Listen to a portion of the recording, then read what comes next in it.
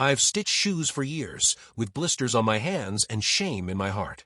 I never imagined love would come wrapped in diamonds and silk. But the governor's daughter didn't just see me, she chose me. And from that day, my life was no longer about shoes. It became about steps into a future no one believed I deserved. I was invisible to the world, a nobody with calloused hands and a life built on dust and disappointment. Every day, I sat on that street corner, fixing broken soles while mine slowly crumbled under the weight of dreams I no longer dared to dream. Then, she appeared not like a miracle, but like a contradiction. Elegant, powerful, untouchable. And yet, when our eyes met, the world around us disappeared. In that moment, the governor's daughter didn't see a shoemaker. She saw a man. And when she held my hand in front of the cameras, the silence in the crowd was louder than thunder. My name is Olu, and I've been fixing shoes on this same dusty corner for the last 10 years. Every morning I set out my tools, hammer, glue, thread, and an old bench someone gave me long ago. People in this town walk past me like I'm part of the road, like I belong to the background. And honestly, I've gotten used to it. I don't complain. I just fix shoes and try not to let my dreams die. On this particular day, the sun was hotter than usual, and my throat was dry from the dust. I was busy repairing a cracked heel when I heard soft, confident footsteps. These weren't the kind of steps I was used to. They didn't rush. They didn't stumble. They were deliberate. I looked up. She was standing there, tall, elegant, glowing like she didn't belong in this world. Her dress was a soft shade of cream, and her skin shimmered under the sunlight like silk. Her eyes scanned my face gently before settling on the old shoe in my hand. "I heard you're the best shoemaker in this town," she said. I blinked. Did I hear her correctly? I try my best, I stammered, standing up awkwardly and wiping my hands on a rag. My voice always fails me when I get nervous, and this woman, this goddess, was making my heart race like a drum in a festival. She smiled and handed me a pair of heels. "They broke this morning. My driver said you're honest and skilled. Can you fix them?" I nodded quickly. "Yes, madam. I can fix them." She didn't walk away. She just sat down beside me on the edge of the sidewalk like we were old friends. People passing by slowed down, staring with confusion, even shock. A few whispered behind their hands. I didn't blame them. What was the governor's daughter doing sitting next to a shoemaker? Yes, I recognized her. Everyone in town knew who Amina was. The governor's only child, a Harvard graduate, always surrounded by guards and black SUVs. She wasn't supposed to be here, near dust, near tools, near someone like me. As I worked on the shoes, she watched me in silence. It made me nervous. No woman, not even my mother, had ever watched me so closely. "You work with so much care," she said softly. "I have to," I replied. "If I don't, people walk away with more broken things than they came with." Her face changed. Something about what I said touched her, but I didn't ask.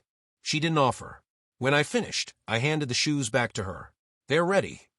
She stood, held them delicately, and then surprised me again. She didn't leave. "What's your name?" she asked. "Olu." "Thank you, Olu. I'll be back." And then she smiled, really smiled. Not the kind rich people give to the poor out of pity. It was warm, curious, human. As I watched her walk away, the street around me buzzed again, but I couldn't hear anything. My hands were still holding the air where her shoes had been. My heart was still sitting beside me on the pavement. That day, something shifted. I didn't know what it was yet, but deep in my chest, I felt it. My story was about to change. I didn't sleep that night. Every time I closed my eyes, I saw her, Amina, the governor's daughter. Her calm voice echoed in my ears, and her smile haunted me in the gentlest way. I'd spoken to many customers in my life, but none ever made me feel seen the way she did. I told myself she wouldn't come back. People like her didn't return to places like mine. I was just a poor shoemaker with threadbare shirts and dusty palms. I lived in a one-room apartment behind a mechanic's workshop, and my biggest luxury was a fan that barely worked. So imagine my surprise when, 2 days later, I looked up and saw her again. She wore sunglasses and scarf this time, maybe trying to hide her identity. But I knew it was her. The way she walked, graceful, like her feet barely touched the ground, was impossible to forget. "You're back," I said before I could stop myself. She smiled. "I told you I would be." I stood awkwardly, trying to tidy my workbench. My tools were scattered, and my hands were sticky with glue. She didn't seem to mind. "Can I sit?" she asked, already lowering herself onto the bench beside me. "Yes, of course." She held a notebook in her hand. "I'm doing a personal project. About unsung workers. The people who keep the city running behind the scenes. Mechanics, sweepers, shoemakers." I stared at her. "Why?" She shrugged. "Because you matter. People just don't look long enough to see that." That sentence, those words, they sat heavy in my chest like a secret I had never dared say aloud. For years, I had accepted my place in the background. But here was someone telling me I mattered. She pulled out a small camera and asked if she could take a photo of me working. I hesitated but nodded. She snapped a picture, then another. "Do you mind if I ask questions?" "Ask," I said, suddenly shy. "What made you become a shoemaker?" I smiled bitterly. Life didn't give me options. My father died when I was 10. My mother sold akara to feed us. I dropped out of school in SS1 to work. I learned this trade from an old man named Baba Kola. He said people will always need shoes, even in poverty. She scribbled down every word, her eyes never leaving my face for long. We talked for nearly an hour. She asked about my dreams, my childhood, my scars, both visible and invisible. And then came silence. That warm, quiet silence where no one feels the need to fill the space. We just sat there, breathing in the same dusty afternoon air, two worlds colliding gently. "I like talking to you, Olu," she finally said. I looked down at my stained hands. Most people don't. Then most people don't know what they're missing. I didn't know what to say. My throat tightened. Not from nerves this time, but from something I hadn't felt in years. Hope. She stood up again, brushing dust off her dress. "I'll come again," she said, and just like before, she walked away. This time, I didn't watch her go. I was too busy staring at my own hands, wondering how something so broken could be seen as beautiful. By the next morning, the entire neighborhood was buzzing. "They say the governor's daughter visits that shoemaker." I saw her with my own eyes, sitting like they were equals. Abomination. A girl of that class? With someone like him? Whispers chased me like shadows. Every corner I passed, heads turned. Some looked at me with envy. Others with disgust. But none of them looked at me the way she did, and that was all I clung to. At my workbench, I tried to focus on a customer's torn sandal, but my hands were trembling. I knew it was only a matter of time before her father made another move. He had power. Connections. He could destroy me with a snap of his fingers. I had no idea the blow would come so fast. Around noon, a black SUV pulled up. Two men in black suits stepped out. Their faces were carved in stone. One of them walked straight to me and placed a sealed letter on my bench without a word. I didn't need to open it to know what it meant, but I did. Inside was a restraining order. I was officially forbidden from contacting Amina in any way. No calls, no visits, no messages. Violation of the order would mean immediate arrest. It was stamped with the state seal. I laughed bitterly. So this is love in the eyes of the rich. The man in black didn't reply. They got back into their SUV and drove off like ghosts. I stood there, letter in hand, as the crowd gathered around me. Some were mocking, some were sympathetic. One man clapped sarcastically. "Shoemaker, so you thought you could marry a queen, eh?" I didn't answer, because my heart was breaking. That night, I sat on my rickety bed staring at the ceiling, my fingers gripping the restraining order.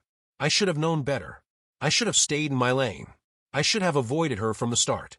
But how do you walk away from the only person who ever saw your soul? Just when I was sinking deeper into despair, a soft knock echoed at my door.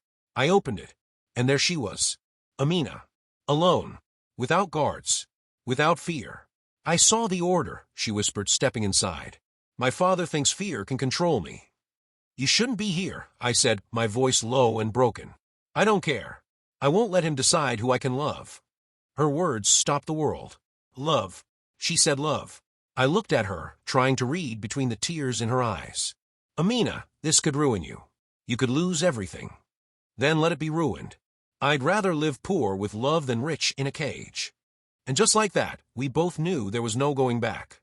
We weren't just a scandal waiting to happen. We were the scandal. And now we were choosing it together. Amina didn't show up the next day, or the day after. By the third day, I started to think maybe it was a mistake. Maybe I had imagined her interest. Maybe she had come down to my corner out of boredom, for research, for charity, or for something that had nothing to do with me. And once the curiosity passed, she moved on. Rich people always had the privilege of walking away. But then, just as the doubt began to harden in my heart, she returned. Not in a car. Not with bodyguards. She came on foot again, dressed simply, blending into the crowd like a girl from a regular home. She carried a small flask and handed it to me. Zobo, she smiled. Cold. I made it myself. I blinked. You made Zobo? Yourself? Yes, she laughed. Why does that surprise you? Because you're you. Her smile faded slightly, and for a second, her eyes clouded. That's the problem, Olu. Everyone keeps reminding me of who I'm supposed to be. She sat beside me again like it was her home, like the concrete and dust meant nothing to her. And we talked. For hours. She didn't ask questions this time, she just listened. To me. To the birds. To the traffic. To silence. But happiness in my life never lasted long. That evening, while packing up, a tall man in a black suit approached me. I noticed him earlier, standing across the road and watching us. Now he was standing over me, casting a long shadow. You are Olu the shoemaker? He asked coldly. Yes. He reached into his coat and pulled out a small envelope. This is from the governor. My heart skipped. I opened it with trembling hands. Inside was a plain card that read, You've had enough fun. Stay away from my daughter. No warnings next time. I froze. The man leaned closer. You've been noticed. That's all you need to understand. Consider this your final conversation with her. And then he walked away, leaving behind silence that screamed louder than words. That night I didn't eat. I didn't sleep. I didn't even pray. I just sat on my wooden stool, staring at the letter over and over again, trying to squeeze meaning from it like water from a rock. The message was clear. Stay in your place. Do not cross the line. Love is not for people like you. But deep in my soul, something had awakened. Something that refused to back down. The next morning, I returned to my corner like always. Waiting, not just for Amina, but for fate itself to show me what was stronger, fear or love. Please subscribe. By morning, our love was no longer a whisper, it was a wildfire. The city didn't need confirmation. All it took was one person seeing Amina leave my room that night, and by sunrise, the news was everywhere. Governor's daughter caught sneaking out of a shoemaker's house. Romance or madness? Poor cobbler tangles with power. The headlines hit like a hammer. My kiosk was surrounded. Journalists, onlookers, critics, even a few religious leaders. Cameras flashed. Questions flew. Some cursed me. Some cheered me on. But no one offered peace. Amina was escorted away by security forces by mid-morning. Not politely. Not kindly. She was dragged like a rebellious child whose crime was choosing differently. I stood on the roadside helpless as she looked back at me through the tinted glass of her father's SUV, tears streaking down her cheeks. That look, the look of someone being stolen, burned itself into my memory. But the worst was yet to come. A popular TV presenter aired a segment titled Shoes and Shame, How the Governor's Daughter Fell into the Gutter. They showed old pictures of me, shirtless, fixing torn slippers, sleeping outside during the lockdown. They dug up every detail of my poverty and painted it in shameful tones. They called me a dirty distraction, a scandal in sandals, an unworthy lover. My mother cried when she saw it. She came all the way from the village, trembling with fear. Olu, what have you done? You want to die. That girl, she belongs to lions. You're playing with fire. I love her, Mama. She slapped her chest and wailed. What is love, eh? Can love save you from prison? Can it bring peace to a home where the father wants you dead? I had no answer. For the first time, I wondered if I was being selfish. If loving her meant cursing her future. She had a name, a lineage, a life built on pillars I could never touch. But my heart, it was stubborn. Later that night, I got a message. A handwritten note slipped under my door. They're sending her away. Overseas. In 3 days. You have until then to fight, or she's gone forever. No name. No number. Just the truth. My hands trembled. 3 days. 3 days to challenge power, defy fear, and fight for something I'd never had before. Not just love, but the right to love. I waited all day, but Amina didn't come. The sun dragged itself across the sky and disappeared behind the roofs, leaving behind a pale, lonely dusk. My tools lay untouched. Every passing footstep made my heart leap. Every voice made my ears twitch. But none belonged to her. Maybe the message worked. Maybe she saw the warning, too. I was about to pack up when I heard a soft voice from behind the kiosk that stood a few meters away. Olu. I turned quickly. It was her. She stepped out from behind the kiosk, her scarf pulled tightly over her head, eyes darting left and right like a hunted deer. She clutched a small bag to her chest and walked quickly to me. Amina, I whispered. What are you doing here? Are you okay? She nodded but didn't smile. Her eyes looked swollen, like she'd been crying for hours. I had to sneak out. My father has been watching me like a hawk since the last time I came. My phone is tapped. They even threatened my driver. I clenched my fists. He sent a man. With a message. Her lips trembled. I know. I took a breath, steadying the storm inside me. Why are you here, Amina? This is dangerous. She looked up at me with the softest, saddest expression I'd ever seen. Because I needed to see you. Because when I talk to you, I don't feel like a prisoner. I feel real. Alive. I didn't know what to say. Her voice cracked as she continued. All my life, people told me who I was supposed to be. Smile here. Wear this. Marry this type of man. But none of it feels like me. You, Olu, you look at me like I'm just Amina. A woman. Not a prize. Not a name. Not a political trophy. She reached into her bag and handed me a wrapped package. I hesitated, then opened it slowly. It was a pair of shoes. Brand new, expensive. Designer. I broke them on purpose, she said with a teary laugh. Just to have an excuse to come. We both laughed, and for a moment, the tension cracked like old leather. Then she grew serious. I don't know how long I can keep doing this. But I want you to know something, whatever happens. I don't regret meeting you. My chest ached. I stepped closer, slowly, unsure if I was allowed, unsure of anything anymore. Amina, I've never had anything to lose. But now, for the first time, I'm afraid. Because if they take you away from me, I don't know how I'll survive it. She looked at me with those eyes, deep, brave, broken, beautiful. Then she did something I never expected. She held my hand. Not quickly. Not timidly. Boldly. Like she had made a choice. And in that tiny moment between dust and dusk, I felt something holy pass between us. Not romance. Not fantasy. But truth. Something had started, and the world wasn't ready for it. The sun rose slow that morning, as if the heavens themselves knew time was running out. 3 days. That's all I had. 3 days before Amina would be gone, flown across the ocean, locked in another world where I could never reach her. I hadn't eaten since the letter arrived. My mind raced, searching for a way in. A voice. A door. A miracle. But what chance did a shoemaker have against the governor of the state? Still, I wasn't ready to give up. Not when my heart had tasted something real. So I did what I'd never done before. I went to the press. Not to cry. Not to beg. But to speak. I found an independent online journalist named Didi, someone bold enough to challenge power. She listened as I told her everything. How we met, how we talked, how her father threatened me. I showed her the letter, the restraining order, even the bruises I now wore from a last warning visit by security forces. Didi's eyes widened. Are you sure you want to go public with this? Once I post it, there's no hiding. I have nothing left to hide. By that evening, the article was out. Shoemaker and the governor's daughter, a love they tried to silence. Within hours, it went viral. People started choosing sides. Some called me foolish. Others called me brave. But more than that, people listened. They saw my face, my heart. They heard our story. And slowly, the narrative began to shift. Amina became more than just the governor's daughter. She became a woman choosing love over legacy. And I became a symbol. Not of rebellion, but of courage. But symbols don't sleep well. That night, I sat outside, staring at the stars. Wondering if she could see them too. Wondering if she knew I was fighting for her. That's when Didi called. They saw it, she said. The governor's people are furious. But there's more. Amina sent a message. My heart stopped.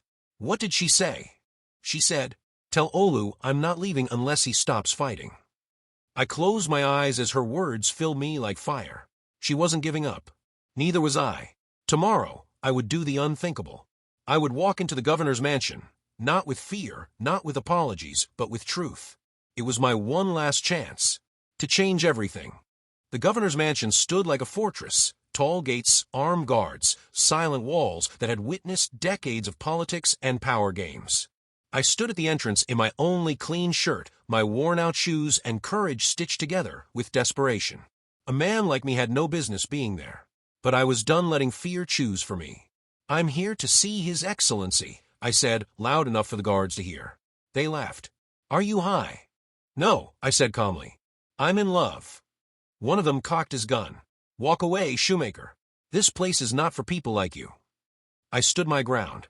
"I'm not leaving until he hears what I have to say. You can shoot me, but I won't move." They looked at one another, unsure.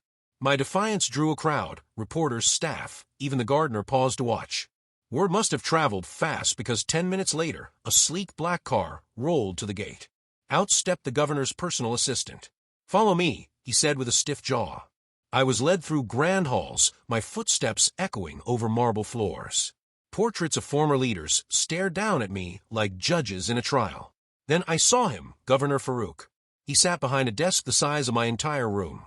Cold, unmoving, regal, a man used to being obeyed, not questioned. "So," he began, not looking up, "you're the famous shoemaker who thinks love erases class." I said nothing. He looked up, eyes sharp like broken glass. "Tell me, Olu, what do you think you can offer my daughter? A future in poverty? Children with calloused hands? A life with no name or pedigree?" I swallowed hard. "No, sir. I offer her peace, the kind money can't buy. I offer her laughter that isn't forced, love that isn't tied to headlines or handshakes. I may not have wealth, but I have something most rich men don't: honor." He smirked. "And you think that's enough?" "No, sir," I replied, breathing heavily. "But she thinks it is. And I would rather die poor with her than live rich without her." There was silence. Then slowly he rose. He walked around the desk, stared me down. "You remind me of myself," he said coldly. "Stubborn, naive, romantic. I once loved a girl my family didn't approve of. I gave her up, and I built an empire instead." I nodded. "And did the empire love you back, sir?" For a second, just a second, his face cracked. Then he stepped back and signaled the guards. "Escort him out." "But, sir—" "Escort him out." As I was dragged through the corridor, I didn't feel fear. I didn't feel shame. I felt proud. Because I spoke. Because I stood. And because the last thing I saw, standing at the top of the stairs, was Amina. Watching, crying, and clapping. The governor expected her to break. He expected Amina to bow, apologize, pack her bags, and disappear quietly into the private jet waiting to erase her from my world. But what he didn't expect was the storm she became. By dawn, Amina had recorded a video. No makeup, no jewelry, just her bare face and eyes filled with fierce love and painful truth. "I am not ashamed of who I love," she said calmly to the camera. "His name is Olu. He's a shoemaker. He fixes souls, but he's mended my soul. And I will not let power bully my heart." Then she did the unthinkable. She posted it. Within hours, it exploded. Hashtag Let Her Love began trending across the country. From students to market women, from celebrities to clergy, everyone was talking. Some mocked her, yes. But millions supported her. She's brave. She's choosing love over luxury. Even Cinderella didn't fight this hard. The internet became her battlefield. And she, my Amina, became a warrior. Her father was livid. But now he was losing control. He called for a press conference, trying to spin the narrative. "My daughter is simply confused. We're sending her away for healing and clarity." But the people weren't buying it, because now they had seen us. Not the shoemaker and the governor's daughter, but two hearts fighting for the right to choose each other. And amidst the chaos, something shifted. I began receiving calls. Anonymous ones. From politicians, celebrities, even a former first lady. "Don't give up," they whispered. "You're fighting for more than just love. You're fighting for every girl locked in a cage and every boy told he's not enough." And I realized, this was no longer just about me and Amina. This was about class, about freedom, about dignity. That night, as I sat under the stars, my phone buzzed. It was a private message. From her. "They've cut off my internet. But I found a way. Don't stop. Not now. I love you." And I smiled, because even though we were apart, her love was louder than the mansion walls. And her courage? Unshakable. She wasn't just the governor's daughter anymore. She was the woman who wouldn't bow. Power is loud until truth makes it tremble. That morning, the governor's mansion was quieter than ever before. No sirens, no servants shouting, no orders barked across marble halls. The storm wasn't outside anymore, it was inside him. Governor Farouk sat in his private study, staring at his phone. Amina's video was everywhere. Millions of views. Protests had started. Small, peaceful ones. Women held up signs, "Let her choose." Love isn't a crime. Even the international press had picked it up. He was no longer just a powerful man. He was now the villain in a love story watched by the world. His image, the thing he had spent 30 years building, was cracking. In his anger, he had done everything. Cut off her credit cards, locked her inside the mansion, even suspended her from her fashion design internship abroad. But Amina didn't bend. She stopped eating, refused to come down, didn't speak to anyone. The girl who once giggled at sunsets and silk dresses was now a woman sitting in silence, ready to give up everything for me. I didn't know all of this at the time. I only found out later. But what I did know was that the governor hadn't broken us. He'd only made us stronger. That evening, I visited an old friend, Uncle Daimeji, a retired activist, a man who once led student revolts and sat in prison for 3 years because he told the truth. He looked at me and smiled. "You remind me of me. Same stubborn eyes." "I need to reach her," I said. "She's locked in." He nodded slowly. "Then we don't go to her, we bring the world to her gate." The next day, he organized a peaceful rally. Not angry, not violent. Just a sea of people, young, old, rich, poor, all gathered outside the governor's estate, holding handmade signs. Some read, "You can't cage the heart. Let Olu speak to her. Even kings can't kill true love." Inside the mansion, Amina watched from her window, eyes wide, heart pounding. For the first time, she saw the world fighting with her. Her father walked into her room quietly. He didn't yell. He simply asked, "Is he worth it?" She looked at him, tears in her eyes, and answered, "Yes. And so am I." The governor walked out slowly, down the long hallway, out the grand front door, and for the first time, in front of a crowd, in front of cameras, in front of truth, he invited me in. Please subscribe. It didn't feel real at first. The gates, those cold, towering gates that had once pushed me back with guns and threats, swung open for me. Not like I was royalty, but like I was finally heard. The crowd parted. Eyes watched. Phones recorded. My heart thudded like a war drum in my chest. I walked slowly, every step heavy with memory, of rejection, of pain, of love that refused to die. At the door stood Governor Farouk. His eyes had none of the fire from before, just weariness. A powerful man learning what powerless felt like. We didn't shake hands. He didn't smile. He just turned and said, "Follow me." I stepped inside. The walls echoed quieter this time. The portraits no longer intimidated me. They just looked like stories time had forgotten. And then I saw her. Amina. Her face pale, her hair undone, but her smile. It lit up the hallway like dawn. She ran into my arms before anyone could stop her. Tears. Warm. Real. Ours. She held me like I was her anchor in a world spinning too fast. "I thought I'd never see you again," she whispered. "I told you, I breathe, you're my always." The governor cleared his throat. The moment shattered gently, but we didn't let go of each other. "I didn't bring you here to bless this foolishness," he said. Amina's grip on my hand tightened. "I brought you here," he continued, "because the world has made this bigger than me. And I will not be the villain in my daughter's story." A tense pause. "I still don't approve. I still think she deserves more. But," he exhaled slowly, eyes tired, "but maybe love is more than my approval." Amina turned to him. "It always was." He nodded, almost reluctantly. "So here's what I offer, 3 months. No wedding, no press, no drama. Just you two. Live. Work. Build something real.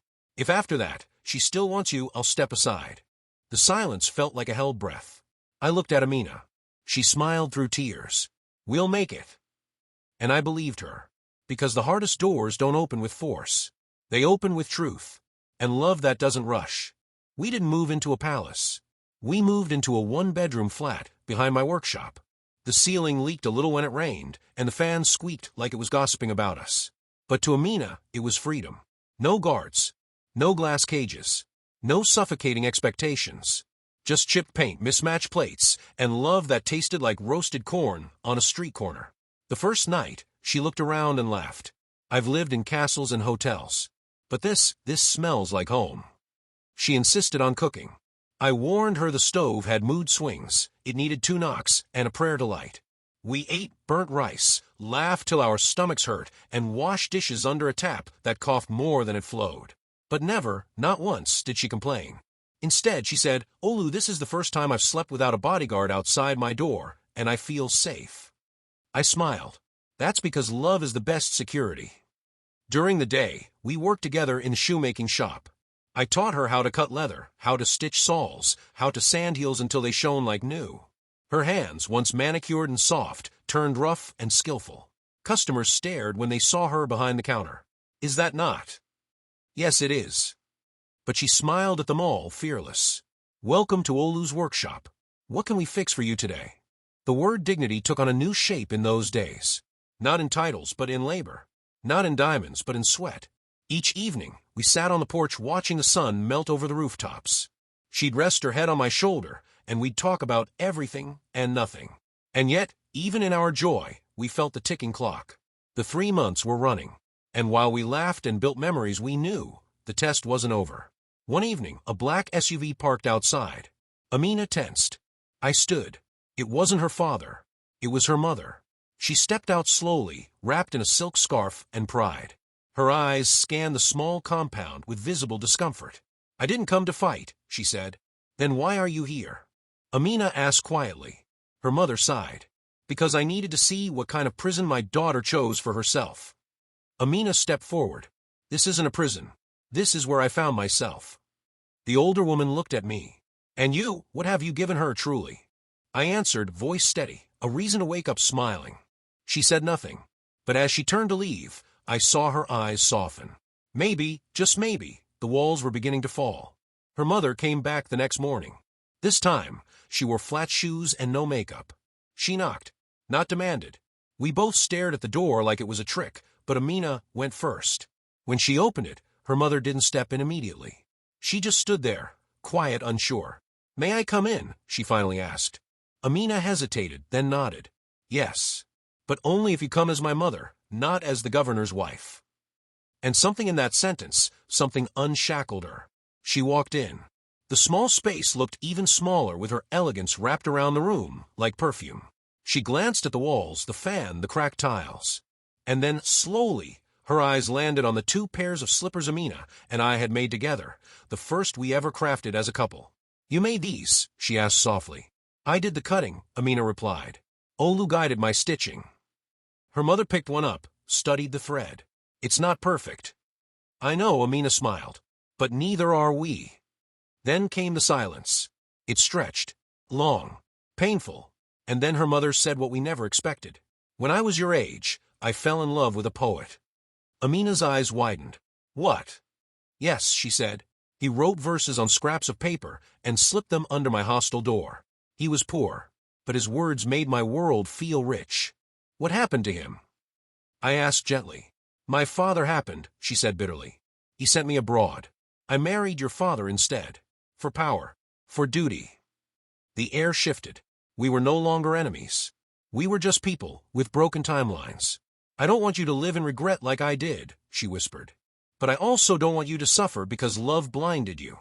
"I'm not blind," Amina replied. "I see Olu. All of him. And he sees me." Her mother nodded, slowly. Then she reached into her bag and brought out a parcel. "I brought you something." Amina unwrapped it. It was a notebook. Old.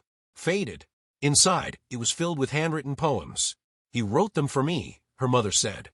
"I kept them all these years. Maybe you'll find your own way of holding on to love." She looked at me. "Don't hurt her. If you do, you'll answer to more than me." I nodded. "I swear I won't." Then she did something I'll never forget. She kissed Amina's forehead. And mine. And left. The door closed behind her, but a window opened inside us.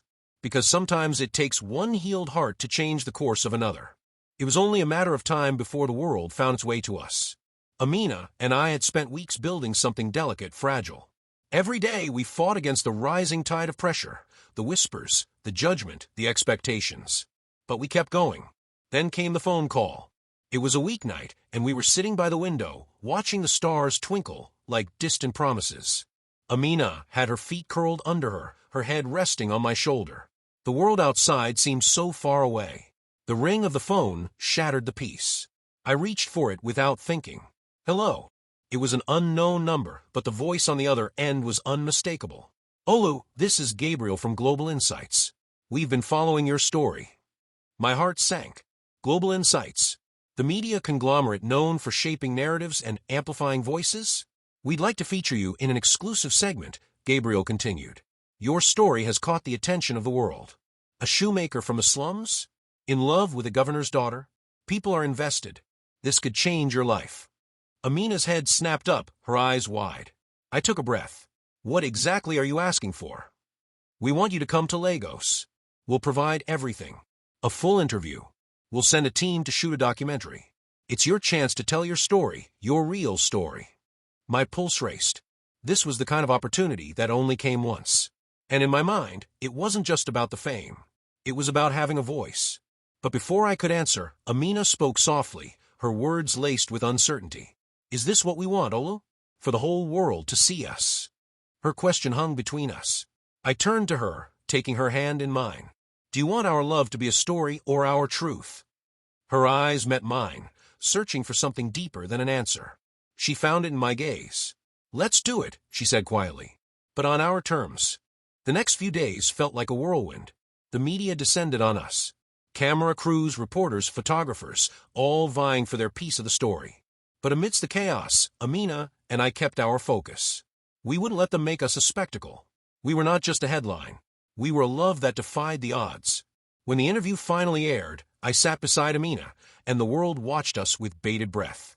I told them about the days I spent stitching shoes, about the dreams I had when I was younger, about the pain of losing everything I ever loved. And then Amina spoke, her voice steady but full of emotion.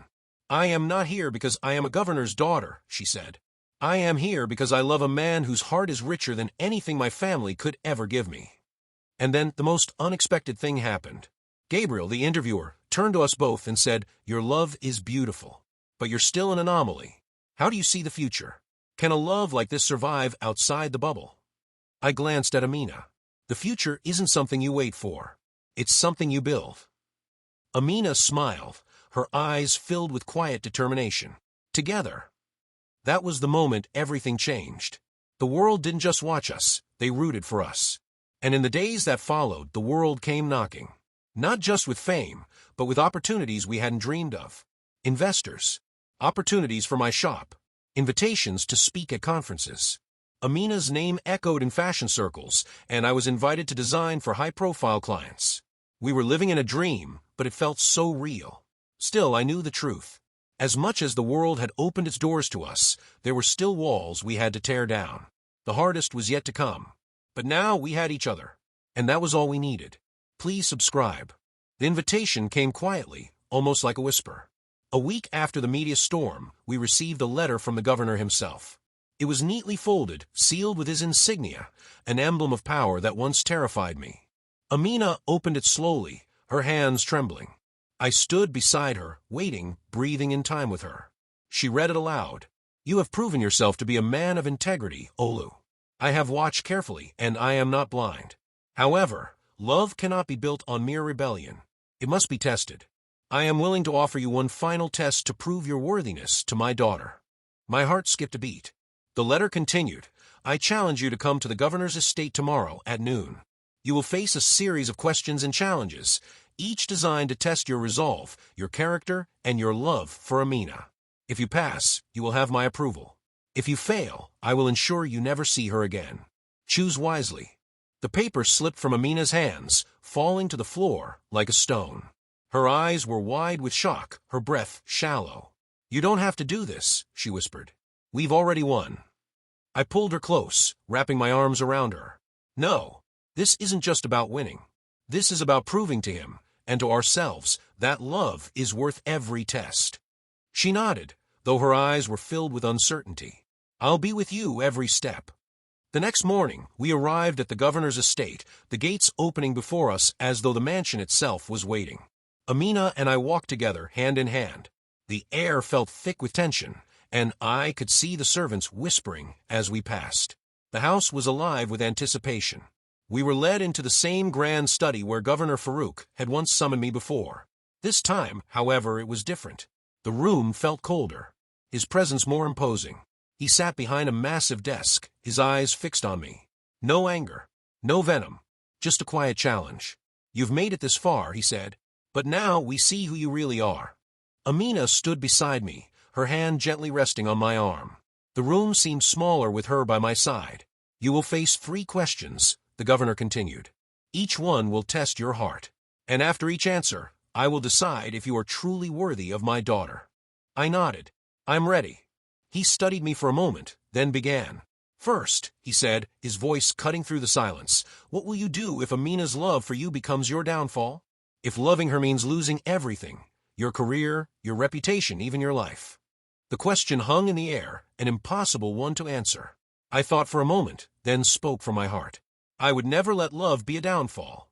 But if it becomes one, I would still choose her. Because love isn't a choice when it's real. It's the price you pay for something that's worth more than life itself. The governor's eyes narrowed, but he didn't speak. He simply nodded. "Second," he said, his gaze sharpening, "if the roles were reversed, if Amina was not the governor's daughter, but a poor shoemaker, would you still love her as fiercely? Or would your love vanish when the world no longer admires her?" I didn't hesitate. Amina is not her title or her father's name. She's the woman who woke my soul when I thought I had nothing left to give. I would love her the same, whether she had riches or rags. Because love isn't about what someone has. It's about who they are. The governor's lips twitched, almost a smile. "Finally," he said, the room now holding its breath, "what is the most important thing you would sacrifice for her? And how do you know your love is enough to carry her through the storms ahead?" The room felt like it was closing in. Amina's gaze never left mine, her eyes trusting me, urging me to be honest. I looked directly at the governor, then back at Amina. "I would sacrifice my pride, my dreams, my comfort, everything," I said. "I know my love is enough because it's not about what I can offer her. It's about what we build together. And I'll never stop building. Not for anyone. Not for anything." The governor's gaze softened. He looked at Amina, then back at me. He didn't say anything for a long moment. Finally he stood. "You've answered well, and you've proven that you are a man of conviction. I may not agree with all your choices, but I will not stand in the way of love when it's this strong." Amina's breath caught in her throat. Her eyes were shining. "Does this mean?" she asked softly. The governor nodded, his voice quiet but resolute. "It means, Olu, that you have my blessing." Tears welled in Amina's eyes as she rushed to my side, wrapping her arms around me. For the first time, the weight of the past few months seemed to lift. And in that moment we knew love had not only passed the test, it had shattered every expectation, every boundary. We were free. The morning after the governor's blessing, the air felt different, lighter, as if the weight of every obstacle we'd faced had been lifted. Amina and I walked through the estate's garden hand in hand, the sun warming our backs, the scent of jasmine filling the air. It was a surreal feeling, knowing we had not just won his approval, but had also survived every test that had been thrown our way. Yet, even in this peaceful moment, I couldn't shake the nagging thought that things were far from perfect. We were still 2 people from completely different worlds. Amina was the daughter of a governor, an heir to a legacy that I could never truly be part of. And I was still the same shoemaker, a man of calloused hands, a past full of scars. The question lingered, could we truly build something lasting? Was love enough to bridge the gap between us, or was I living in a fantasy that would eventually crumble? As if sensing my thoughts, Amina turned to me, her eyes soft and warm. "You're quiet today." I smiled, though the doubt still gnawed at me. Just thinking about everything, about how much has changed so quickly. She paused, her expression turning serious. "Olu, I know it's hard, but we've come this far together, haven't we?" I nodded, taking her hands in mine. "We have, and I'll keep fighting for you, for us."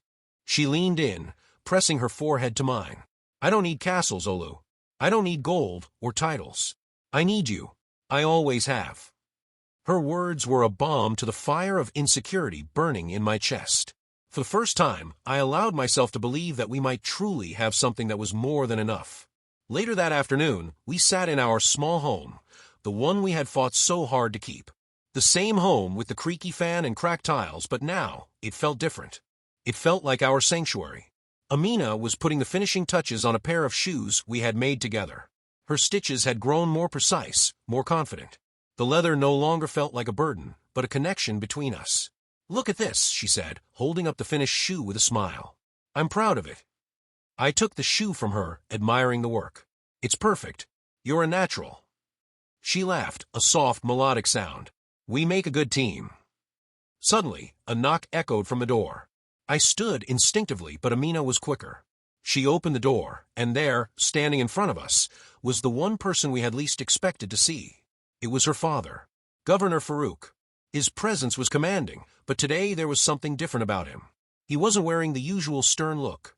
There was something softer in his eyes, something I hadn't seen before. "I've come to speak with you both," he said, his voice steady but not as cold as before. Amina's hand tightened around mine, but I squeezed it in reassurance. We had already faced his tests. What more could he do? "I've been watching you, Olu," the governor continued. "Not just through the media, but truly watching. And what I see now is a man who has earned his place." My heart skipped a beat. Was this a new test? Or was this something different? "I came to apologize," he said, his tone softening, "for all the ways I tried to stand in your way. For all the ways I tried to control my daughter's choices. I see now that love, true love, is not something to be dictated." Amina's breath caught. She stepped forward, her voice trembling. "Father, are you saying?" "I'm saying that I was wrong," he replied. "I see now that you've both chosen each other, not because of who you are or what you have, but because of what you give to each other. And for that, I respect you, Olu." I couldn't speak at first. The words were too overwhelming. But Amina, her eyes wide with disbelief and relief, stepped forward and hugged her father tightly. "I've always wanted you to accept him, Father," she whispered. "But I never wanted you to give anything. I wanted you to see what I see." He smiled, a genuine, heartfelt smile. "I see it now, Amina. I see what you see, and I am proud of you." I stood there watching as the man who had once been a barrier between us now offered us something we had never expected: acceptance. It was a new beginning, a chapter that was written not with power or money, but with love, respect, and understanding. And as Amina and I stood side by side, with her father now in our corner, I knew one thing for certain: the future was ours to create. Together. The days following the governor's unexpected blessing were like waking up in a dream. Amina and I continued to live in our small home, but now there was a sense of peace, a belief that maybe, just maybe, the world had finally aligned for us. The hustle of daily life still existed, but everything seemed different now. The future felt like an open field, and I couldn't help but marvel at how far we had come, from the shoemaker's corner, stitching leather by hand, to standing side by side with a man who once seemed untouchable. Yet, as the days passed, the initial rush of victory began to fade. The pressure didn't disappear. The world continued to watch, waiting for us to falter. And with that pressure came a realization I wasn't ready to face. Love, no matter how strong, would be tested by time. Time had a way of wearing down even the most steadfast hearts. One evening, as I worked on a new order of shoes, Amina sat beside me, her fingers brushing through the fabric of the newest design we had created. She smiled softly, her gaze focused on the shoes, but I could see the quiet anxiety in her eyes. "What's wrong?" I asked, placing my work down and turning to her. She hesitated, the words not coming easily. "I've been thinking, Olu, about everything, about how much has changed, and about how much the world is expecting of us now."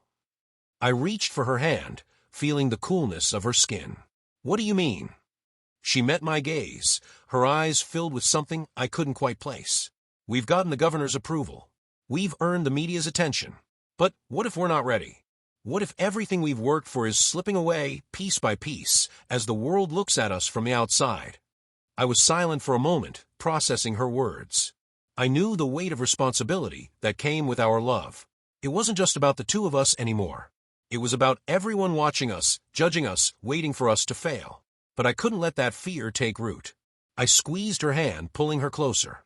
"We've already faced the hardest tests, Amina. Every obstacle that stood in our way only made us stronger. We can't worry about what the world thinks. We can only control what's in front of us." Her lips trembled slightly as she nodded, but I could see the doubt lingering in her eyes. "But what if I'm not strong enough, Olu? What if I can't handle this kind of pressure?" "You are strong," I said, my voice unwavering. "Stronger than you know. We don't need to be perfect. We just need to stay true to each other." The night stretched on, but the silence between us remained heavy. We had come so far, but we were now entering uncharted territory. The world had shifted beneath us, and I could feel the weight of every choice, every moment. But I couldn't let us crumble under it. Not when we had already fought so hard. The following weeks proved to be just as trying. The media, while supportive, began to dissect our every move. The paparazzi were relentless, taking pictures during our quiet walks in the park, hounding us as we entered shops or sat for dinner. It was suffocating at times. The pressure came in waves, crashing into us, threatening to tear apart the life we were trying to build. I saw it in Amina's eyes more and more, in her hesitations, her quiet moments of doubt. And it terrified me. One evening, as we sat on the porch, watching the sunset cast its golden light across the horizon, I could see the strain in her face. She was no longer the confident, strong woman I had met. She had become weary, worn down by the constant expectations. "I need space, Olu," she said quietly. "I need to think. I need to breathe without everyone's eyes on us." My heart ached as I heard her words. I had feared this moment, the moment when everything became too much. But I couldn't force her to stay, to pretend like everything was okay when it wasn't. "I understand," I said softly, even though the pain of it twisted inside me. "Take the time you need. I'll be here." She reached for my hand, her touch tender. "I love you, Olu. I don't want to lose you, but I need to find myself again." The distance between us felt vast, even though she was still sitting beside me. I knew this wasn't the end. But I also knew that our love, no matter how strong, would have to weather this storm. And time would be our truest test. The days after Amina asked for space felt like an eternity. I woke up each morning, expecting to see her sitting beside me, but each day I found the empty chair next to me, her absence more profound than I could have imagined. Amina had gone to her family's estate, staying in the guest house, away from the spotlight. I understood why, even if the silence between us was deafening. She needed time to breathe, to rediscover who she was before the world had become so loud around her. But it didn't make the longing go away. The absence of her warmth, the way her laughter would fill our tiny home, it all felt like an ache in my chest. I spent my days in the shop, working, but the rhythm of my craft felt off. My hands moved mechanically, not with the same passion as before. Every time I shaped leather, my mind would wander back to her, to the quiet moments we had shared before everything had changed. But the world didn't stop for me to grieve. Business was booming. The shoes we had created together had become more than just a product. They were symbols of resilience, of love. The orders kept coming in, and slowly I realized that my work was not just a way to survive anymore. It was a way to keep moving forward. But it wasn't enough to fill the hole that Amina's absence had left. One evening, after a long day of work, I returned to our home, hoping that maybe she had come back. The silence greeted me like an old friend. I moved through the house quietly, but when I entered the living room, I found something unexpected. There, sitting on the couch, was Amina. Her face was softer than I remembered, as though the time apart had allowed her to shed some of the weight she had been carrying.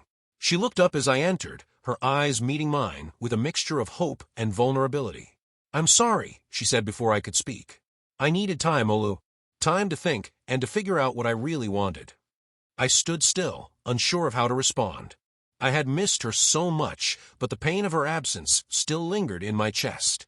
She continued, her voice trembling slightly. "I thought that space would help me find clarity, but what I realized is that I don't want to live without you. I don't want to face the world without you by my side." I took a step toward her, my heart pounding. "Amina." She stood up slowly, walking toward me, and for the first time in days, I could feel the air between us shift. She wasn't just saying the words, she was feeling them. "I know things aren't perfect," she said softly, her hands gently reaching for mine. "But I love you, Olu. I love you more than I can explain. And I can't keep pretending that I don't need you." The words I had longed to hear, the words I had been waiting for, finally spilled out of her mouth. "I need you too," I whispered, my voice hoarse. "I've missed you so much, Amina. But I've also been afraid. Afraid that our love wouldn't be enough. Afraid that the world, the pressure, would tear us apart."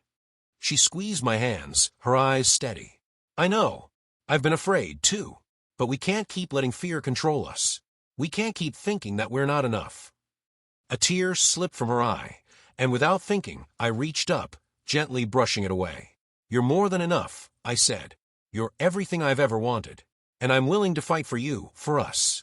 She smiled, the kind of smile that lit up her whole face. Then let's fight. Together. We stood there for a moment, simply holding each other. The years of uncertainty, the battles with doubt, all seemed to fade away as we held on to the only thing that mattered, each other. It wouldn't be easy. The world wouldn't stop watching, waiting for us to falter. But in that moment, I knew that Amina and I had something that couldn't be taken away, something that was far stronger than the expectations of others. It was love, and it was enough. As the evening fell, we sat together on the couch, talking about our future, about the life we would build, step by step. There would be challenges, yes, but there would also be hope. And as long as we had each other, that was all we needed. We had both learned something important during our time apart, that love, no matter how deep, needed space to breathe. But that space could also bring clarity, and with it, a renewed sense of purpose. And in the silence that filled the room, we found the peace we had been searching for. The days after Amina and I had reconciled felt like a rebirth. It wasn't just that we had found our way back to each other, it was as though we had rediscovered ourselves. The pressure of expectations, the heavy weight of the world's gaze, no longer seemed as oppressive. We knew what mattered now, and that was enough. Amina had returned to her work, slowly easing back into the life she had put on pause. She had always been a woman of ambition, with dreams and goals that extended far beyond the confines of our small home. I had always admired her for it, her drive, her intelligence, her ability to see beyond what was immediately in front of her. But now, I could see that her ambitions had shifted. It wasn't just about the legacy of her father, or the life she could inherit. It was about us. It was about building something new, together. We had discussed our future at length, in those quiet moments after the world had faded away, and we had decided that it was time to take a leap. Time to stop letting fear dictate our lives. Time to step into the unknown and see what we could build, not just for ourselves, but for the world around us. The idea started small, just a conversation, a simple thought of what if. But soon it began to take shape. We would combine her vision with mine. We would start something that was ours, a business, a legacy, a creation that could stand the test of time. It wasn't going to be easy. We were still two people from different worlds. But the love that had brought us together was powerful enough to tear down the walls that separated us. Amina spent her days sketching new designs, thinking about how we could evolve the shoes we made. We wanted something that was unique, something that would carry the essence of both our lives, the simplicity of my craft and the elegance of her upbringing. We decided that our brand would tell the story of love, resilience, and hope. I, of course, worked tirelessly in the shop, creating each pair of shoes with care and precision. I could see it all coming together, the designs, the materials, the craftsmanship. And with Amina's keen eye and unwavering support, we began to build something that felt bigger than either of us. We didn't have all the answers, but we had each other. And we were determined to make it work. One evening, as I sat at the workbench, I couldn't help but reflect on everything that had led us here. I thought about the long hours spent making shoes in a tiny shop, about the nights I had stayed up worrying about the future, about the days I had doubted my worth.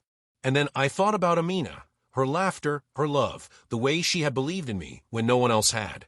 But the one thing that had changed the most was me. I had grown. I had learned to believe in myself. And more than that, I had learned to believe in us. As I worked, Amina came into the shop, a small smile on her lips. "I've been thinking about the next step," she said, her voice filled with excitement. I looked up from my work, wiping my hands on the cloth. "What's the next step?" She paused for a moment, collecting her thoughts. "We need to make this official. We need to take our vision to the next level. I've been thinking about partnering with some of the best craftsmen in the industry. We could turn this into something bigger, something that will truly make a difference." The thought of taking our small business to the next level was both thrilling and daunting. But the spark in Amina's eyes told me everything I needed to know. She was ready to take this leap. And so was I. Over the next few weeks, we met with some of the best designers, artisans, and business professionals in the region. We wanted to build a brand that was not just about making shoes, but about creating an experience, one that would leave a lasting impression. It was an exciting time, filled with late-night meetings, brainstorming sessions, and plenty of coffee. But through it all, Amina and I remained a team. Every decision we made was a joint one. Every challenge we faced was met with a united front. And slowly, we began to see our dream take shape. As we worked, I began to realize that this wasn't just about the shoes. It was about building a future, one where Amina and I could stand side by side, not just as partners in business, but as partners in life. It was about creating something that would endure, something that would carry our love and our legacy forward for generations to come. The road ahead was uncertain. There would be obstacles, no doubt. But I no longer feared them. We had already conquered so much. Together, we could face anything. And as I looked over at Amina, her face illuminated by the soft glow of the workshop light, I knew that the future we were building was one worth fighting for. Please subscribe. The days that followed our decision to take our small shoe business to the next level were a blur of activity. What had once been just a dream, a thought whispered in the quiet corners of our home, was now becoming a reality. But the challenges were just beginning. Amina and I spent countless hours refining our ideas, working with designers, and learning about the intricacies of scaling a business. We knew that in order to stand out in the crowded marketplace, we would need more than just quality craftsmanship. Our shoes needed to tell a story, our story. We drew inspiration from every corner of our lives. From the worn leather of my childhood shoes to the luxurious fabrics Amina's family had access to. From the quiet evenings spent in our humble home to the glittering heights of the governor's estate. Every piece of it had a part to play in our vision. But as we began to reach out to suppliers and potential investors, we realized just how daunting the road ahead would be. The business world was a ruthless place. There were meetings that went nowhere, promises that dissolved into empty words, and doors that slammed shut before we could even get our foot in. I won't lie, there were moments when I wanted to give up. Times when the weight of our ambition felt too heavy, when I questioned whether we were in over our heads. But Amina was always there, reminding me of the strength we had built together, of the vision we were working toward. And then one day, everything changed. We had been working on a new line of shoes, a more elegant, refined design that we believed could appeal to high-end clientele. We spent weeks perfecting every stitch, every curve. The shoes were everything we had dreamed of, sophisticated, timeless, and unmistakably unique. But we needed exposure. We needed someone who could see the potential in our creation and give us the opportunity to share it with the world. It was during one of our routine meetings with potential investors that a breakthrough finally arrived. We had been invited to present our designs at an exclusive business gala, a high-profile event where successful entrepreneurs, designers, and investors came together to showcase their work. It was the kind of event that could make or break a brand. I had been nervous from the moment we received the invitation. We weren't ready for something like this. We didn't have the resources, the connections, or the experience that most of the other businesses at the gala would have. But Amina, ever the optimist, insisted that we go. "We have nothing to lose," she said, her eyes full of determination. "This is our chance. Our first big step." I could see the fire in her eyes, the same fire that had fueled every decision we had made up until that point. And so we prepared. We put everything we had into making that night perfect, our presentation, the shoes, the story behind them.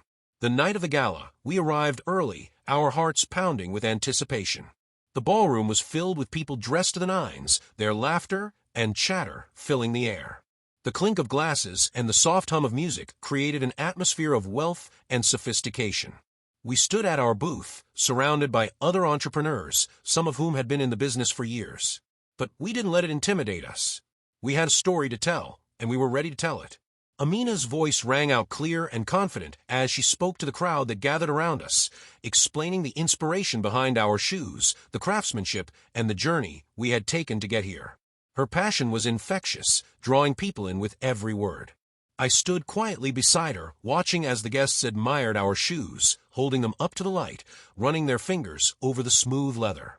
Some asked questions, others nodded in approval, but it wasn't until a tall, well-dressed man approached us that we knew something had shifted. He introduced himself as Mr. Kofi, a renowned fashion investor with a reputation for discovering promising new brands. He had been listening to Amina's presentation from a distance and had been captivated by the story of our brand. He saw the potential in our shoes, in our vision. "I've been in this business long enough to know when I'm looking at something special," he said, his eyes scanning the designs. "You too have something unique here. I think I can help you take this to the next level." The room seemed to spin for a moment. This was it. This was the breakthrough we had been waiting for. Mr. Kofi continued, explaining how he had worked with several successful brands and how he believed our shoes had the potential to make a real impact in the fashion industry. He offered to partner with us, helping us with funding, resources, and exposure. Amina and I exchanged a glance. This was the moment we had dreamed of, the moment that could change everything. We spent the rest of the evening discussing the terms of the partnership, our heads spinning with excitement and disbelief. By the time we left the gala, we had a signed agreement in hand.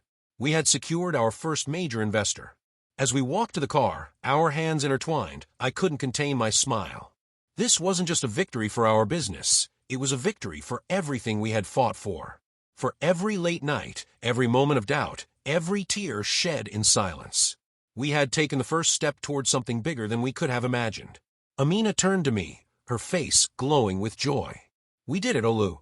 We really did it. I pulled her into an embrace, my heart full. No, Amina. We did it. Together. And as we stood there under the night sky, I knew that this was just the beginning. The road ahead would be filled with challenges, but with Amina by my side, I felt ready to face whatever came our way. The weeks that followed our partnership with Mr. Kofi felt like a whirlwind. It was as though the world had suddenly opened up to us in ways we hadn't anticipated. Our shoes, once simple creations born from love and craftsmanship, were now being introduced to a broader audience. Investors, designers, and high-end fashion critics were starting to take notice. It was the breakthrough we had dreamed of, but the challenges had only just begun.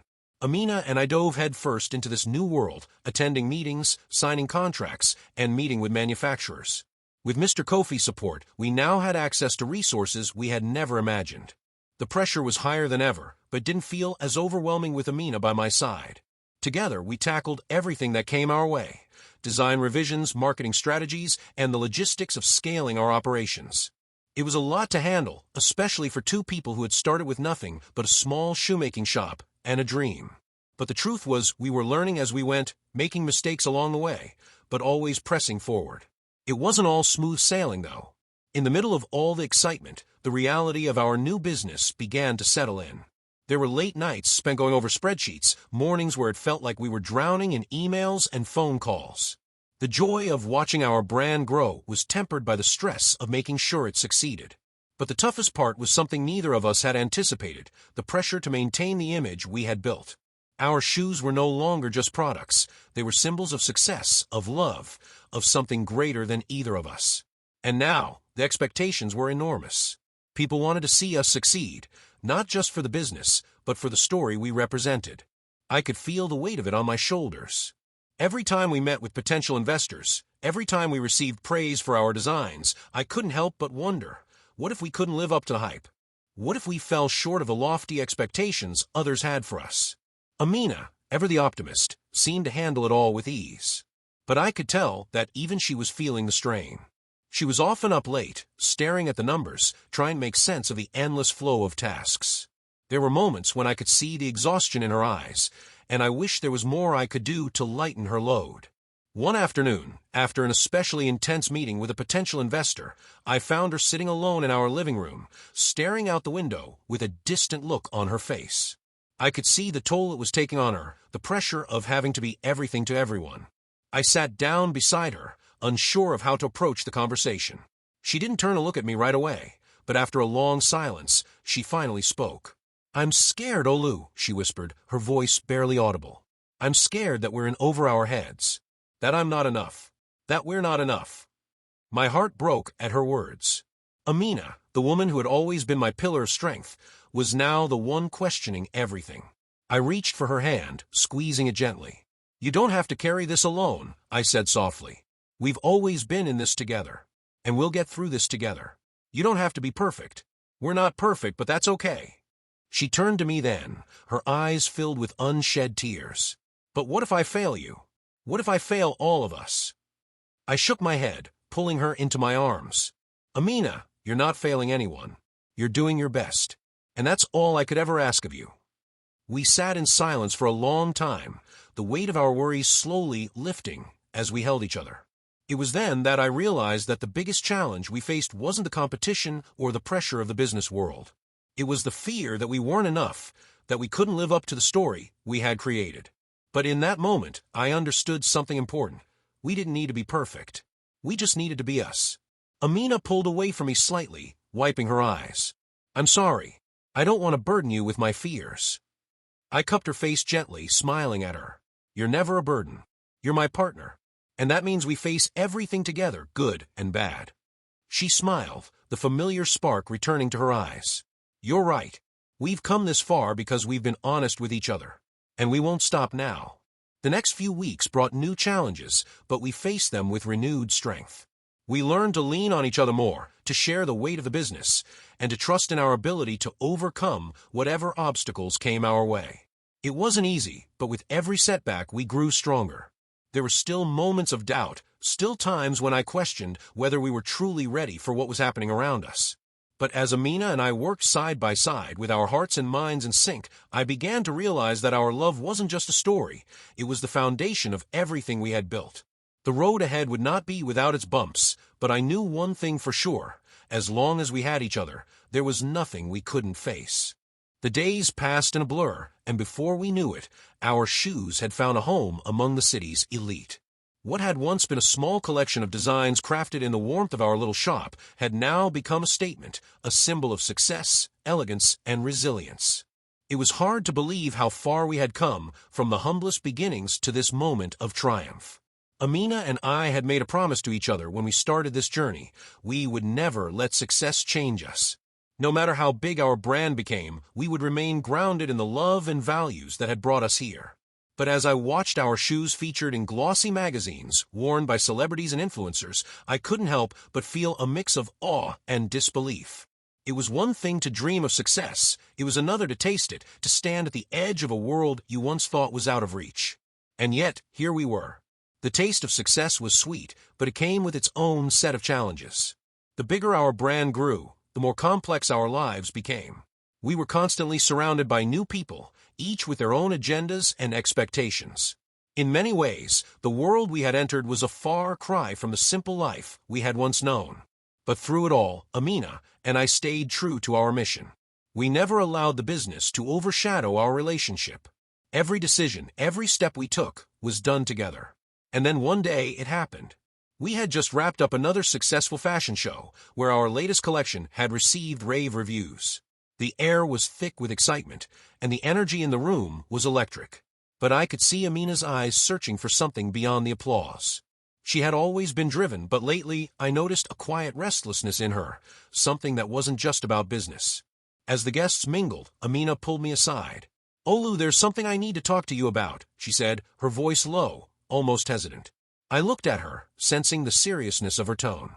"What's on your mind?" She took a deep breath, her fingers nervously twisting the fabric of her dress. "I've been thinking a lot lately. About our future, about where we're going with this brand. And I think it's time for us to make a bigger decision." My heart skipped a beat. What kind of decision? Amina hesitated for a moment before continuing. "I want us to expand internationally. I want our brand to go global.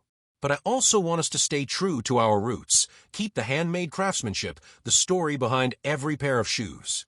I don't want to lose sight of what made us who we are." Her words hit me like a wave. Expanding internationally was a huge step, an exciting one, yes, but one that came with its own set of risks. The pressure would be immense, and the competition would be fierce. But I could see the fire in Amina's eyes, the same fire that had driven us to this point. "This could change everything, Amina," I said, my voice full of wonder. "Are we ready for something like this?" She smiled, a soft, knowing smile. "We've come this far because we've been willing to take risks. But now, it's time to take the biggest one yet. We've built something incredible, but we can build so much more. Together." I looked at her, my heart swelling with pride. She was right. We had come so far, and the thought of taking this next step, of going beyond what we had imagined, was exhilarating. The world was at our feet, and the possibilities seemed endless. In that moment, I made a promise to her. Whatever it took, I would be by her side every step of the way. The world might change, the business might evolve, but the love we shared would remain constant. We began to prepare for this new chapter, working with international marketing teams, refining our logistics, and securing distribution partners in cities across the globe. It wasn't easy. The scale of the operation was far beyond anything we had ever done before. But we worked tirelessly, fueled by the shared vision of taking our shoes to the world. It felt like a dream, too big, too grand to be true. But with each passing day, as we secured new deals and watched our brand expand into new markets, it became clear that this was no longer a dream. It was our reality. Our shoes were now available in London, New York, Paris, and Tokyo. They had become a symbol not just of luxury, but of the possibility that love and passion could transform even the most humble beginnings into something extraordinary. But success came at a cost. With each new market, with each new deal, the pressure to maintain our image and deliver perfection only grew. There were days when I wondered if we had bitten off more than we could chew, when the weight of the business felt too much to bear. But each time I looked at Amina, her strength, her vision, her unwavering belief in us, I found the courage to keep going. As we stood on the balcony of our new office, overlooking the city, I couldn't help but feel a deep sense of gratitude. We had come so far from the small shoemaker's shop. The journey had been long and fraught with challenges, but it had also been filled with triumphs, each one a testament to the love and determination that had brought us here. And as I took Amina's hand in mine, I realized that the true taste of success wasn't in the money, the fame, or the accolades. It was in the moments we had shared, the quiet evenings, the late-night talks, the struggles, the victories, all of it. This was success. And I was living it with the woman I loved by my side. The success was intoxicating, but in the midst of it all, something began to shift. The joy of seeing our shoes on the feet of people we had once only dreamed of impressing began to fade, replaced by an undercurrent of stress. With every new store opening, with every glowing review, came a weight, an invisible burden that grew heavier with time.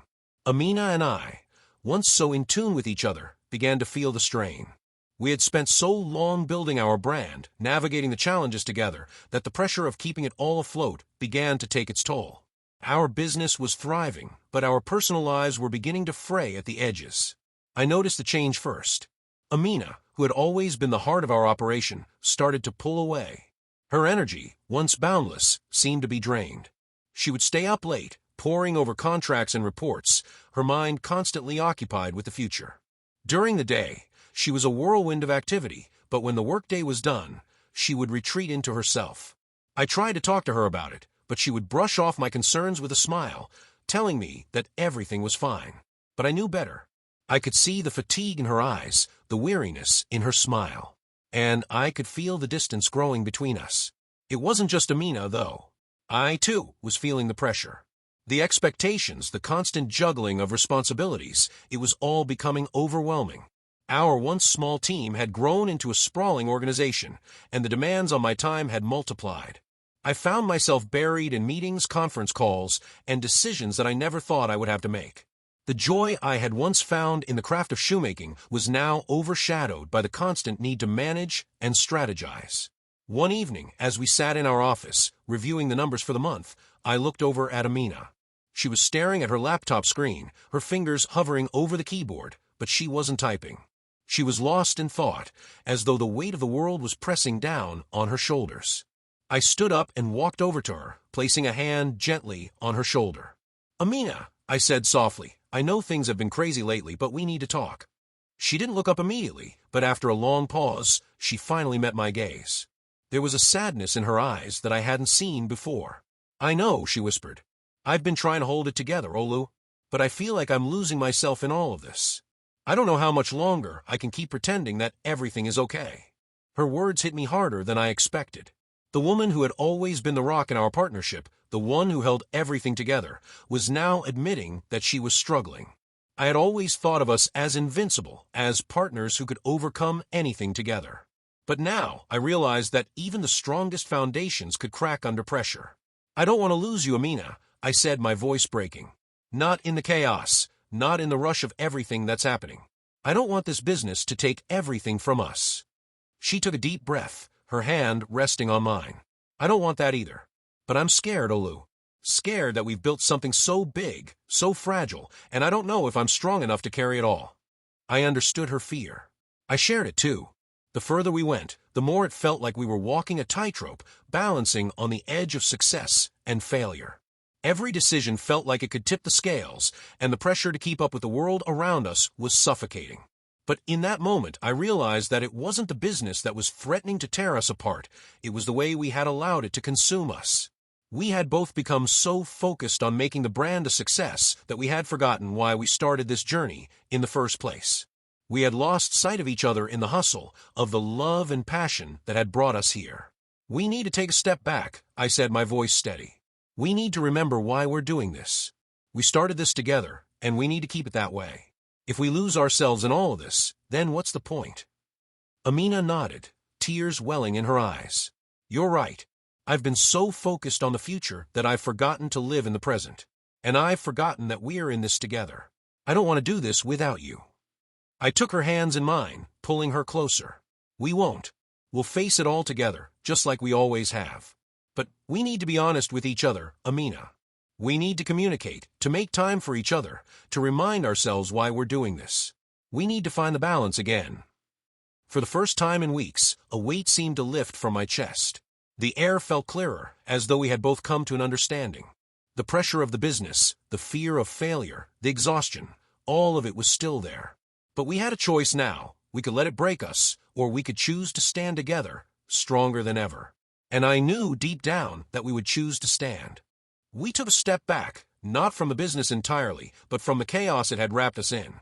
For the first time in months, Amina and I made a conscious effort to breathe again, to live outside the fast-paced world we had built. We paused our expansion plans. We handed over daily operations to our most trusted managers and flew back to the village where it all began, the very place I had once crafted shoes with blistered hands and burning hope. It was Amina's idea.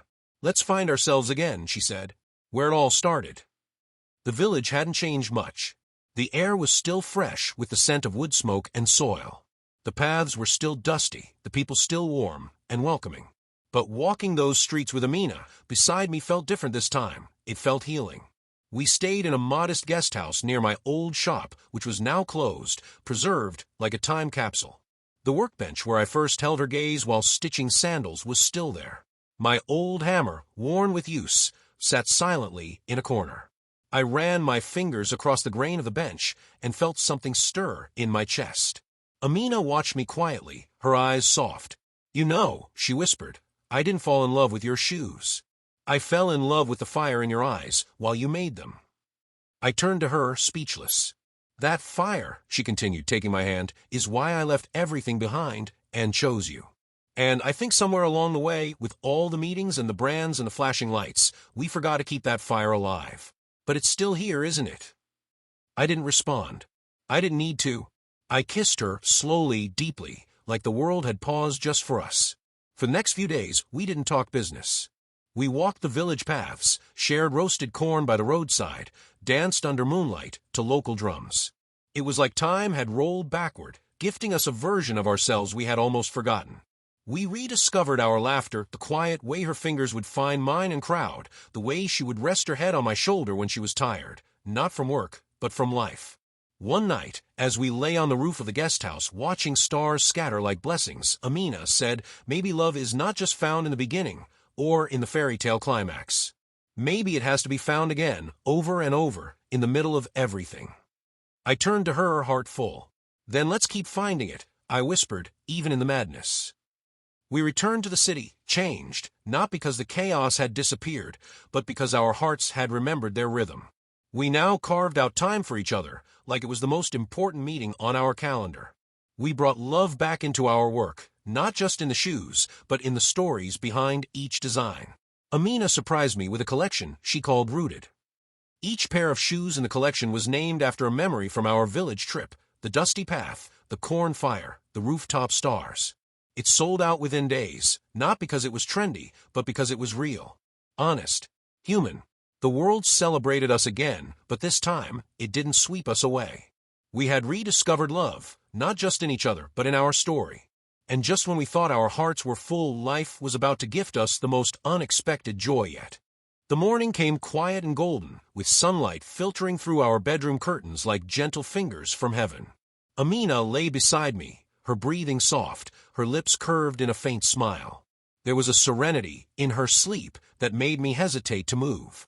I watched her for a long moment, overwhelmed by how far we had come. Two broken pieces once held together by dreams, now forged into something unshakable by love.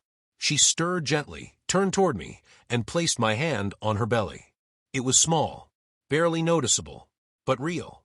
I blinked, unsure if I was dreaming. "Amina," my voice cracked. She opened her eyes and nodded slowly, eyes shimmering with tears. "Yes, Olu, you're going to be a father." I didn't know when the tears began, but they fell, freely, shamelessly, as I pulled her into my arms, my heart thundering against hers. A child, a soul formed from the ashes of everything we had overcome. A new beginning. A living proof that despite poverty, rejection, chaos, and fame, we had not only survived, we had multiplied. The news spread fast, but for once, we didn't care about the world's applause. We didn't announce it with press releases or photo shoots. We held it close, sacred. We whispered about names under the covers, imagined lullabies sung under village stars, and drew sketches of baby shoes in our spare time. Little brown sandals with leather straps and tiny hearts. When Amina's bump began to show, we returned to the village again, just the two of us, to plant a tree near my old shop. "For roots," she said, her hands on the soil. "For the legacy we'll pass down."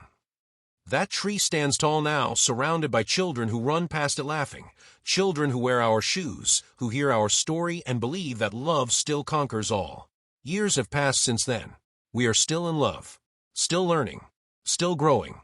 Our brand, once a humble name scratched on scraps of paper, is now a household name in homes from Lagos to London. But none of it matters more than the giggle of a child who now calls me Daddy, or the quiet, tired smile of the woman who chose me when I had nothing. Sometimes reporters ask me, "Olu, what's your greatest success?" They expect me to say the empire, or the awards, or the wealth. But I always smile, take Amina's hand, and say, "My greatest success is that I love her right, and she loved me back." And that truly is the story of the man who had nothing, until love gave him everything. Thanks for watching, but please subscribe before you leave, and click on our playlist for more educative and entertaining stories like this.